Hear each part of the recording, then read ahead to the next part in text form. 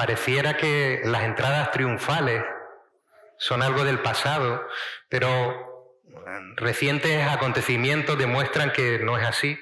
Hace unos días, la Unión Deportiva Las Palmas, el equipo de fútbol de esta ciudad, logró ascender a Primera División y para celebrarlo se preparó un escenario en la Plaza de España, conocida popularmente como la Plaza de la Victoria, a la cual acudieron miles de personas para aclamar a los jugadores por la hazaña que habían alcanzado. La multitud vestida de color amarillo y azul, los colores del equipo, portando banderas y bufandas con el escudo, recibieron uno a uno a cada jugador entre cánticos, los cánticos tradicionales del equipo, Pío Pío y Oé Amarillos, esos cánticos. Sí, es posible que estemos acostumbrados a esas celebraciones de victorias en el mundo del deporte. Sin embargo, también este año hemos tenido la oportunidad de presenciar nada más y nada menos que la coronación de un rey, el rey de Inglaterra, representante de la monarquía, podríamos decir que más mediática a nivel mundial.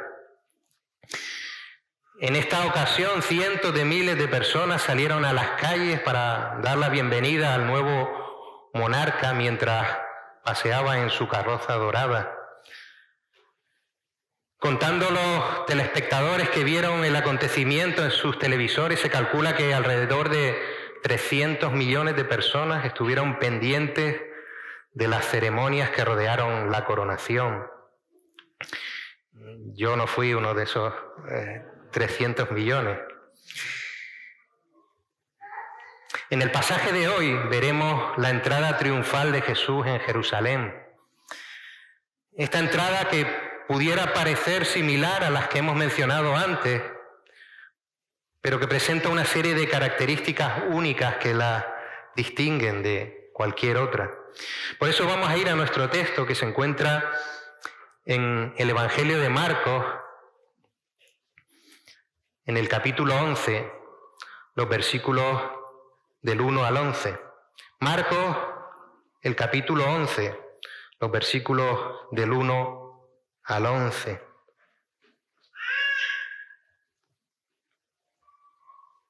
Y les voy a pedir que nos pongamos en pie para tener esta lectura.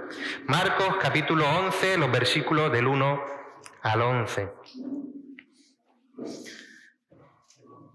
Dice así la palabra de Dios: cuando se acercaban a Jerusalén, junto a Betfagé y a Betania, frente al monte de los Olivos, Jesús envió 2 de sus discípulos y les dijo: id a la aldea que está enfrente de vosotros, y luego que entréis en ella, hallaréis un pollino atado, en el cual ningún hombre ha montado. Desatadlo y traedlo. Y si alguien os dijere: ¿por qué hacéis eso?, decid que el Señor lo necesita y que luego lo devolverá. Fueron y hallaron el pollino atado a la puerta, en el recodo del camino, y lo desataron. Y uno de los que estaban allí les dijeron: ¿qué hacéis desatando el pollino? Ellos entonces les dijeron como Jesús había mandado, y los dejaron. Y trajeron el pollino a Jesús, y echaron sobre él sus mantos, y se sentó sobre él. También muchos tendían sus mantos por el camino, y otros cortaban ramas de los árboles y las tendían por el camino. Y los que iban delante y los que venían detrás daban voces diciendo: Hosana, bendito el que viene en el nombre del Señor. Bendito el reino de nuestro padre David que viene. Hosana en las alturas. Y entró Jesús en Jerusalén y en el templo, y habiendo mirado alrededor todas las cosas, como ya anochecía, se fue a Betania con los 12.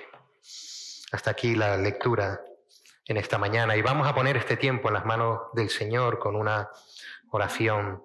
Señor y Padre Santo, Dios Todopoderoso, Digno de toda adoración, de toda gloria, tú eres el soberano de todas las cosas. Todo te pertenece y es por gracia que nos entregaste el regalo más precioso de todos los tiempos, el sacrificio de tu Hijo Jesús en la cruz, para el perdón de los pecados de todo aquel que por fe reconoce su pecado, se arrepiente delante de ti y reconoce que solamente en Cristo hay salvación. Ayuda, Señor, a tu siervo a exponer tu palabra y sobre todo que en esta mañana tu nombre sea exaltado, no por conveniencia, no por comodidad o por monotonía. Que seamos capaces, Señor, de reconocer al Dios que adoramos y verdaderamente podamos adorarte en espíritu y en verdad, no solamente en este tiempo, sino en cada suceso de nuestras vidas. En el nombre de Jesús. Amén.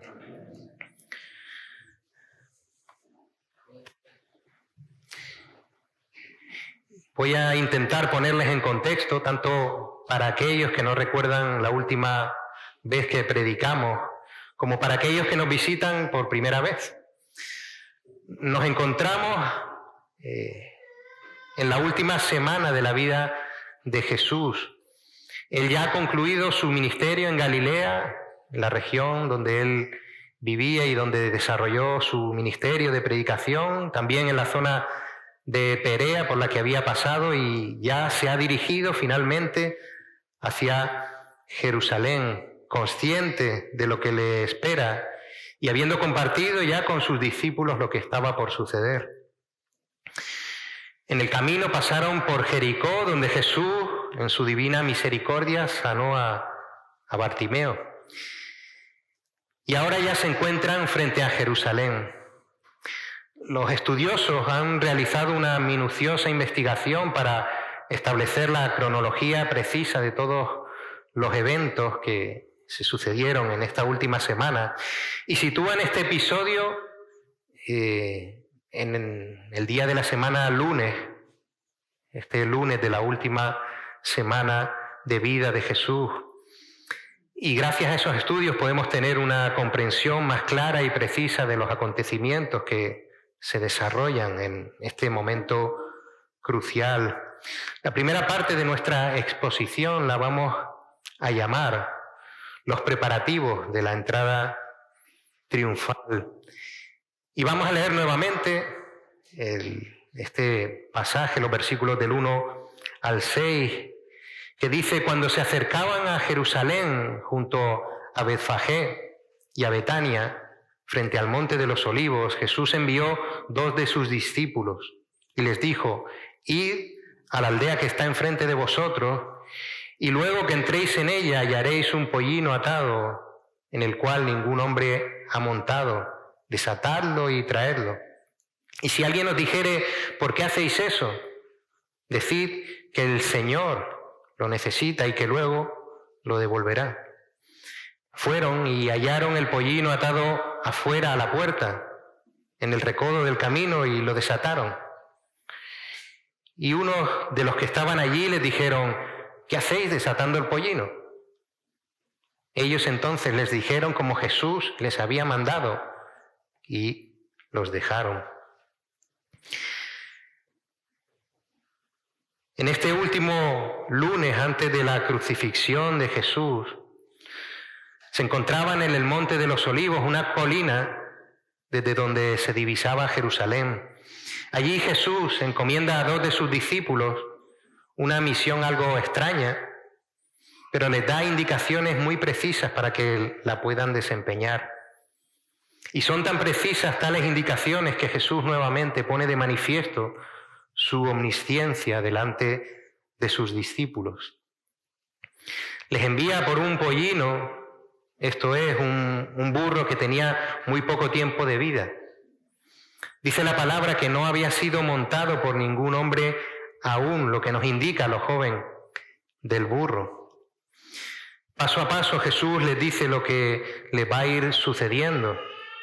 Encontrarían a un burro atado fuera de una casa y debían llevárselo a Jesús. Pero Jesús también anticipó que les preguntarían lo que estaban haciendo y debían decirle: el Señor lo necesita. Estos discípulos no cuestionaron ninguna de las indicaciones de Jesús, a pesar de lo extraño del plan. Y todo fue ocurriendo conforme Jesús les había dicho. Encontraron al burro atado, lo desataron y al irse, los que estaban allí les preguntaron que por qué hacían eso. Ellos no inventaron excusas, no buscaron una mejor respuesta, no se pusieron a evaluar cuál era la mejor respuesta para convencer a los dueños del animal. Respondieron tal y como Jesús les había mandado. Y los dueños del pollino, muy probablemente conocedores de Jesús, les prestaron a la criatura, a la cual más tarde devolverían. Estos versículos destacan varios aspectos importantes y en primer lugar se reafirma lo que hemos estado enfatizando durante algún tiempo. Jesús era consciente de cada uno de los eventos que estaban por suceder. Él no había visitado recientemente el lugar para hacer arreglos con respecto a ese pollino, a ese burro, ni había mandado mensajeros para reservar el animal. A pesar de eso, Jesús sabía que el asno estaría fuera de la casa y que los discípulos se enfrentarían a las preguntas de los dueños del animal. Además, Jesús conocía las palabras precisas que permitirían a los discípulos tomar prestado el pollino. Esto nos lleva al segundo aspecto significativo, y es que Dios es un Dios de orden y tiene el control de todas las cosas. Todo lo que sucedió durante esa semana no fue resultado de la casualidad. Jesús no se encontró con los eventos de manera fortuita. Su muerte estaba en consonancia con el plan preestablecido por el Padre, y Él conocía perfectamente hasta dónde Él iba a llegar, algo que no estaba sujeto a planes humanos. Esto nos muestra la soberanía de Dios y cómo Él orquesta los eventos de acuerdo con su voluntad divina. Jesús caminaba en pleno conocimiento y sumisión al plan del Padre, demostrando así la perfecta armonía entre el propósito divino y su propia misión redentora. El último aspecto que queremos resaltar de este pasaje es la obediencia de los dos discípulos. Ambos siguieron fielmente las instrucciones de Jesús, no improvisaron ni replantearon la estrategia, respondieron exactamente como Jesús les había indicado a las preguntas de aquellos que estaban allí cuando fueron a recoger al asno. Y con frecuencia tendemos a querer adaptar el Evangelio a las situaciones, contextos o resultados que anticipamos sin percatarnos de que Dios nos ha dado las herramientas para responder a las preguntas que nos harán muchos. Cuando transformamos los cultos para que resulten atractivos a las personas, cuando adaptamos el Evangelio porque creemos tener la inteligencia suficiente para saber qué aspectos del mensaje de salvación serán aceptados o no por la gente, y evitamos hablar del pecado o el arrepentimiento para no ofender a quienes nos escuchan, estamos alterando, estamos manipulando y corrompiendo las instrucciones de Jesús. No podemos tener nuestra mente puesta en los resultados, sino en la obediencia a Dios. ¿Se imaginan que estos discípulos hubieran llegado al lugar y hubieran negociado por su cuenta y riesgo para conseguirle a Jesús un buen caballo en lugar de un burro? Aparentemente sería mejor. Pues parecería absurdo que hubiesen hecho esto, y sin embargo muchas veces actuamos de esa manera cuando nos enfocamos en los resultados en vez de enfocarnos en Cristo y en la tarea que Él nos ha encomendado en nuestra vida diaria. Nuestra obediencia debe ser total y confiada, siguiendo las instrucciones claras que Jesús nos ha dado en su palabra. Si no seguimos estas instrucciones, realmente no estamos confiando en Dios y confiando en quién es verdaderamente Jesús. Y no debemos buscar la aprobación de los hombres ni adaptar el mensaje para atraer a las personas o tratar de convencerlas. Debemos ser fieles a la verdad y permitir que el Espíritu Santo obre en los corazones de aquellos a quienes compartimos el Evangelio. Nuestro enfoque debe estar en Cristo y en cumplir su voluntad, sin importar los resultados que creamos imaginar. Así es, todo estaba cuidadosamente dispuesto. Jesús llegaría a Jerusalén montado en un humilde burro, mientras los discípulos vemos que cubrían el animal con sus mantos para que sirvieran como improvisada silla de montar. Y es interesante contrastar esta escena con la coronación que decíamos del rey de Inglaterra al principio, donde utilizaron una lujosa carroza dorada con incrustaciones de diamantes y zafiros, equipada con aire acondicionado y calefacción. Me estuve informando en internet. Y además una carroza que es propiedad del rey de Inglaterra. Sin embargo, el Rey de Reyes, el propio Jesús, eligió montar en un sencillo burro prestado, sobre una montura también prestada. A pesar de ser el Rey Supremo, su entrada triunfal fue marcada por la simplicidad y la humildad. Jesús no vino a establecer un reino humano, sino un reino espiritual, no basado en riquezas materiales o poder terrenal, sino en su amor, en su gracia y en la salvación eterna. Su montura prestada y su entrada humilde son un testimonio poderoso de su carácter y su misión redentora. Continuemos entonces con la parte tradicionalmente titulada como la entrada triunfal.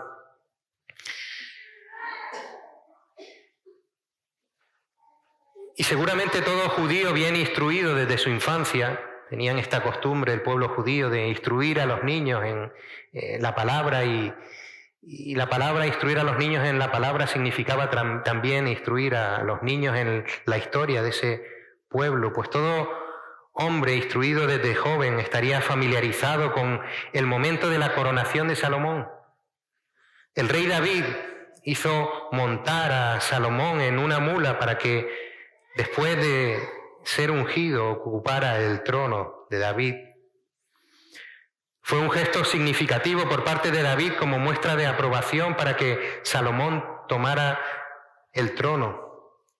Es posible que la multitud que presenciaba la entrada triunfal de Jesús en Jerusalén pudiera interpretar este gesto como un indicio de que él era aquel que vendría a ocupar el trono de David, el Mesías prometido. Pero Jesús, al entrar en Jerusalén montado sobre el pollino de asna, estaba cumpliendo con una profecía del profeta Zacarías que podemos leer en el libro de Zacarías, en el capítulo 9, el versículo 9, y que decía: «Alégrate mucho, hija de Sión, da voces de júbilo, hija de Jerusalén. He aquí, tu rey vendrá a ti, justo y salvador, humilde, y cabalgando sobre un asno, sobre un pollino, hijo de asna».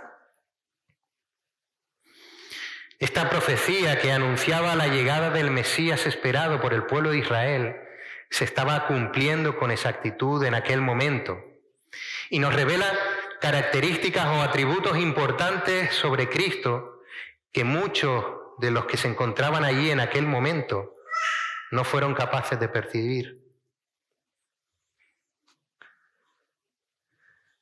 Dice esta profecía: tu rey vendrá a ti justo, salvador y humilde. La concepción que la sociedad de aquel tiempo tenía del Mesías, la concepción que el pueblo judío tenía en aquel momento del que sería el Mesías, distaba mucho de la realidad. Ellos esperaban un Mesías que los liberara de la opresión romana, un líder militar que triunfara por la fuerza. Sin embargo, la verdadera identidad y misión de Jesús como Mesías eran completamente diferentes. La figura del rey justo es presentada en primer lugar. La justicia divina se hizo evidente en la muerte de Jesús. Desde el momento en que Adán y Eva pecaron al comer del árbol prohibido en el jardín del Edén, todos nosotros merecemos la muerte como consecuencia de nuestro pecado.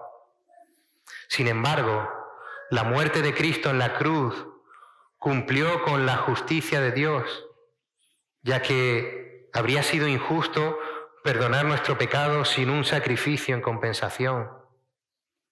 Y solo había un sacrificio posible, el de un ser humano perfecto, el Cordero de Dios que quita el pecado del mundo. No fue una casualidad que ese mismo lunes coincidiera con el día en que, según la tradición judía, se debía elegir al Cordero que sería sacrificado en el templo 4 días después, durante la festividad de la Pascua. En ese día en que el pueblo judío seleccionaba sus corderos pascuales, Jesús ingresó a Jerusalén sabiendo que su destino final sería la muerte en el día de la Pascua. Jesús, cuyo nombre significa Dios salva, es ese esperado Salvador con una salvación inesperada. Su misión no era liberar a su pueblo de la opresión romana, sino salvarlos de la esclavitud del pecado. Por último, humilde. Jesús no entra al lomo de un flamante corcel como sí lo hacían los gobernantes o los reyes y militares importantes. Lo hace al lomo de un asno joven, con una montura hecha con las ropas de sus discípulos. Jesús no venía a ocupar un lugar de privilegio en la tierra, no venía a ocupar el trono físico del rey David. Jesús había venido para servir y no para ser servido, y para dar su vida en rescate por muchos. Justo, salvador y humilde. Los discípulos en aquel momento tampoco eran conscientes de lo que estaba sucediendo, de todo lo que estaban presenciando en aquel momento, y en el pasaje paralelo del Evangelio de Juan, escribe que estas cosas no las entendieron sus discípulos al principio, pero cuando Jesús fue glorificado, entonces se acordaron de que estas cosas estaban escritas acerca de Él y de que se las habían hecho. Jesús entró en Jerusalén rodeado de una gran multitud que lo aclamaba. Pero nos surge la pregunta, ¿quiénes eran todas estas personas que salieron a aclamar a Jesús? Jerusalén estaba llena para la celebración de la Pascua y judíos de todas partes se reunían esos días para llevar a cabo todos los ritos, incluido el del sacrificio del Cordero. La fama de Jesús se había extendido, y más si cabe con los últimos milagros que había hecho, sobre todo el de la resurrección de Lázaro, que había maravillado sobremanera a todos. Sin lugar a dudas, Jesús, pensaba la gente, sería el Mesías que habían estado siglos esperando. Como si de un gran rey se tratase, las multitudes congregadas tendían sus mantos por el camino, y los que no tenían mantos cortaban ramas que echaban al suelo a modo de alfombra, honrando a aquel que les iba a liberar de la esclavitud. Y con fervientes exclamaciones pronunciaban «Hosana», gritaban, una expresión que significaba «sálvanos ahora», una expresión que muchos quizás solían repetirla mecánicamente, en las sinagogas o en las celebraciones judías, pero que en ese momento la gritaban con un profundo significado, porque a esos gritos de Hosana, a esos gritos de sálvanos ahora, añadieron bendito el que viene en el nombre del Señor, reconociendo que Jesús venía en el nombre del Señor. Pero aún más exclamaban, bendito el reino de nuestro padre David que viene. Aquella multitud proclamaba a viva voz frente a todos que Jesús era el heredero esperado del trono de David, el Mesías. Qué maravilloso, ¿no? Qué muestra tan impresionante de reconocimiento, qué pueblo tan entregado. Y sin embargo, todo esto era una fachada. Aquella multitud tan entregada aclamaba no al Jesús que entraba montado en un asno, no al Mesías justo, salvador y humilde. Ellos aclamaban al hacedor de milagros que les resolvería sus problemas económicos, sus enfermedades físicas. Ellos no estaban aclamando al verdadero Jesús. Él no venía montado sobre un caballo y al frente de un ejército para liberarles de sus enemigos los romanos.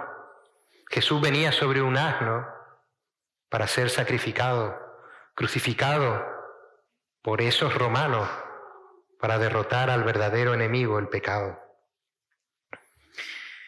Y sinceramente a los romanos podía derrotarles cualquier otro imperio de hombres, como así sucedió siglos después, pero solamente Dios podía derrotar el pecado de la forma en que lo hizo, mediante el único sacrificio perfecto posible.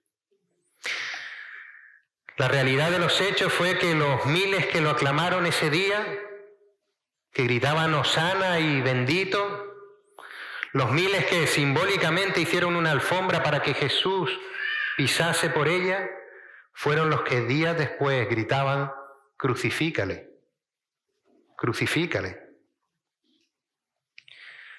Pedro el día de Pentecostés confrontó a ese pueblo con esa realidad,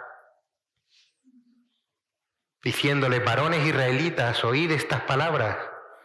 Jesús Nazareno, varón aprobado por Dios entre vosotros, con las maravillas, prodigios y señales que Dios hizo entre vosotros por medio de él, como vosotros mismos sabéis. Vosotros visteis sus milagros, el ciego Bartimeo y su compañero de al lado recuperando la vista, Lázaro resucitando después de haber muerto días antes. Sí, ellos lo vieron. A este, entregado por el determinado consejo y anticipado conocimiento de Dios, prendisteis y matasteis por manos de inicuos, crucificándole.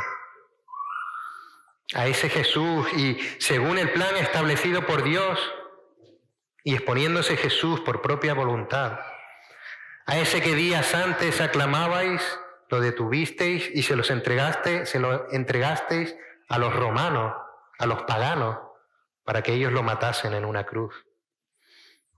Quizá reprobamos el comportamiento de aquellos que recibieron a Jesús con tanta pasión, con tanta ilusión y con tanta ignorancia para entregarlo a la muerte días después. Pero, ¿y si yo les dijese que aún hay personas que se comportan de esa manera? No hablo de personas que fuera de las iglesias se hacen llamar cristianas, pero ni siquiera saben que Jesús existió históricamente. Hablo de personas que acuden a las iglesias en busca de un Jesús que pueda resolver sus problemas económicos, sentimentales o de salud. Asisten con la creencia de que al pisar este lugar, el suelo de este edificio, Dios les proporcionará prosperidad y felicidad, incluso en medio de las dificultades. Cantan con fervor las canciones y se expresan utilizando palabras como bendiciones y gracias a Dios. Pero ¿verdaderamente estas personas conocen al Dios que están adorando? Cuando ven que no logran lo que vienen buscando, entonces se desencantan, porque no venían buscando a Dios. Aún más preocupantes son aquellos que deberían liderar a la congregación y en vez de hacerlo, aprovechan esa falsa idea de un Jesús amuleto. Prometen prosperidad y momentos de bienestar, fomentan los cultos a Dios como un tiempo de diversión para las personas, ofreciendo no al verdadero Jesús, como se revela en la palabra de Dios, sino los beneficios que la gente desea escuchar y recibir. Pero ¿y si les digo que hay personas que han sido bautizadas y asisten regularmente a las iglesias, incluso son miembros de iglesias, incluso participan en ministerios, pero que han creado en sus mentes una imagen distorsionada de Cristo? Estas personas se autodenominan creyentes y entonan cánticos y gritos de alabanza a Dios como: eres mi Señor, tú eres mi respirar, no hay nadie como tú, eres la única razón de mi adoración. Sin embargo, una vez que termina el culto y la música se desvanece y regresan a sus vidas, regresan a esas vidas gobernadas por sus propias ideas, alejadas del consejo de la palabra. Es posible que con nuestras palabras proclamemos a Jesús como Salvador y no nos perdamos ningún culto de la iglesia. Es posible que nos esforcemos en servir en diferentes áreas dentro de la iglesia, pero si no permitimos que Jesús sea el Señor de nuestras vidas, estaremos adorando a un Jesús que no es el verdadero Jesús. Como resultado, nuestra adoración se convertirá en una adoración falsa, similar a la de las multitudes que recibieron a Jesús en las puertas de Jerusalén. Por eso la palabra nos invita a examinarnos, a examinar nuestro corazón, a examinar nuestros pensamientos y a examinar nuestro comportamiento, frutos, todos ellos, de la obra del Espíritu Santo en nuestras vidas. Si no conocemos a Dios a través de su palabra, estaremos, repito, como aquellas multitudes, adorando una falsa idea de Jesús y no al verdadero Jesús. Cristo no fue engañado por esta falsa muestra de pleitesía de las gentes que se encontraban en Jerusalén. Jesús sabía que muchos le seguían y le querían, como leemos en Juan 6:26. En verdad os digo, me buscáis no porque hayáis visto señales, sino porque habéis comido de los panes y os habéis saciado.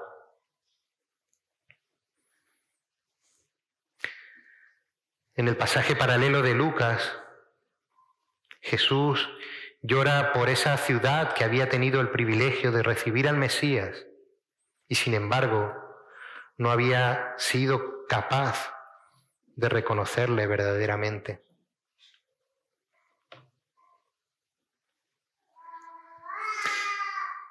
Con todo nos preguntamos, ¿fue una entrada triunfal?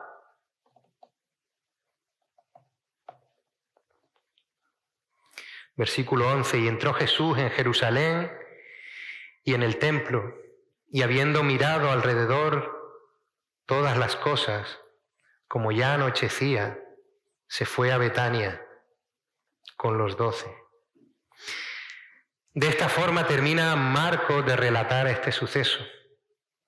Jesús, una vez que entra en Jerusalén, se dirige al templo, y lo que vio allí le confirmó lo que había en los corazones de las multitudes. Era el día en el que se elegía el Cordero de Pascua y el templo estaría lleno de los cambistas y oportunistas que hacían negocio de esa celebración. Y pudo ver cómo el rito que servía para recordar al pueblo de Israel que Dios, en su misericordia, los había escogido, se había convertido en un simple ritual que ponía el protagonismo en los sacrificios que hacían los hombres y no en Dios. Así se comportan aquellos que creen que son cristianos y no lo son. Aquellos que han hecho del cristianismo un club de bienestar.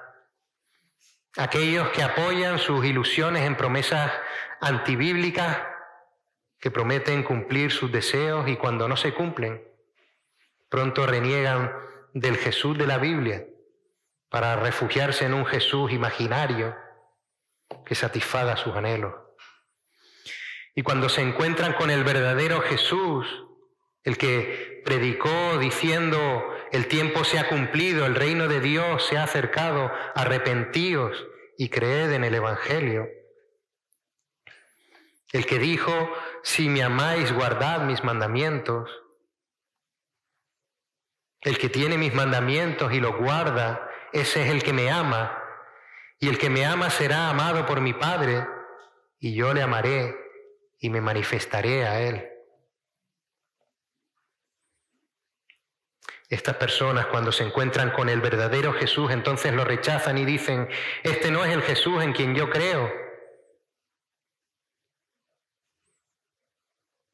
Pero es que el Dios que adoramos es el Dios que nos presenta su palabra, no el que me gustaría a mí que fuese, fruto de mis gustos sujetos al pecado. La entrada triunfal de Jesús fue la confirmación de la llegada del Mesías, tal y como lo anunciaban las Escrituras, justo, salvador y humilde a lomos de un pollino de asna. Jesús se presentaba ante los ojos de todos, sin artificios, tal y como era. Sus milagros eran señales que solamente Dios podía llevar a cabo. Pero aquellos que tenían sus pensamientos fijos en sí mismos fueron incapaces de reconocerles como era. Querían coronar al libertador militar desconociendo que la verdadera esclavitud a la que estaban sometidos y a la que aún el ser humano está sometido y sigue sometido, sigue siendo el pecado. El Mesías no iba a derrotar al Imperio Romano, sino que moriría en una cruz como sacrificio perfecto por los pecados.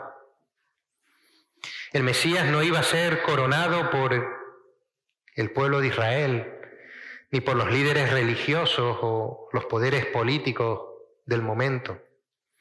El Mesías sería coronado por Dios mismo, que lo exaltó hasta lo sumo y le dio un nombre que es sobre todo nombre, para que toda rodilla se doble delante de él.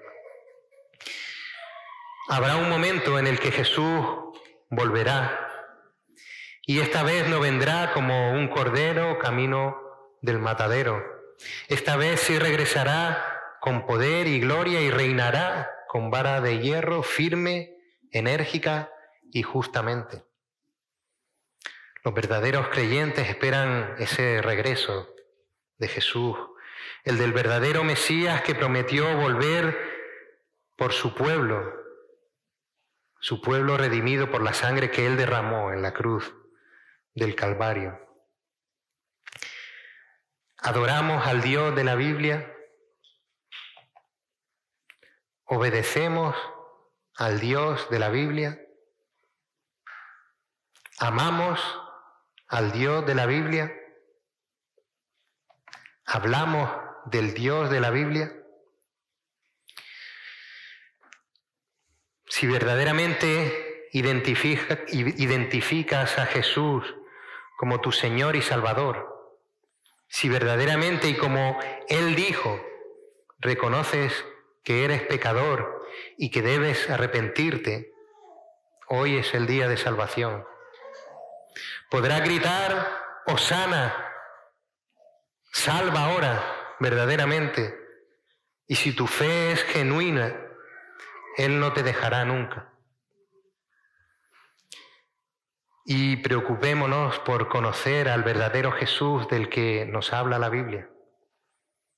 No al Jesús amoldado a nuestro gusto. No al Jesús resuelve problemas. Al Jesús que es Dios, justo, salvador y humilde. al Jesús portador de todos los atributos de Dios. Oremos. Señor Todopoderoso, Dios justo, lleno de gracia y misericordia, Salvador, Creador y sostenedor de todas las cosas, enviaste a tu Hijo para salvar a los perdidos. No te elegimos nosotros de entre el catálogo de dioses como siempre ha hecho el ser humano, sino que tú nos escogiste a nosotros sin merecerlo, para ser prueba viva de tu justicia, de tu amor, de tu gracia, de tu poder, de tu soberanía. Ayúdanos a conocerte más y más a través de tu palabra, para que no vivamos vidas de autoengaño, sustentadas en una falsa fe que adore a un Dios equivocado, de forma equivocada. Ayúdanos a negarnos a nosotros mismos, que nuestro engañoso corazón no altere nuestra percepción de quién eres tú realmente, tal y como te revelas en tu palabra. Y ayúdanos a confiar en obediencia a ti en todas las áreas de nuestra vida, para que verdaderamente podamos proclamar al Dios que adoramos. En el nombre de Jesús. Amén.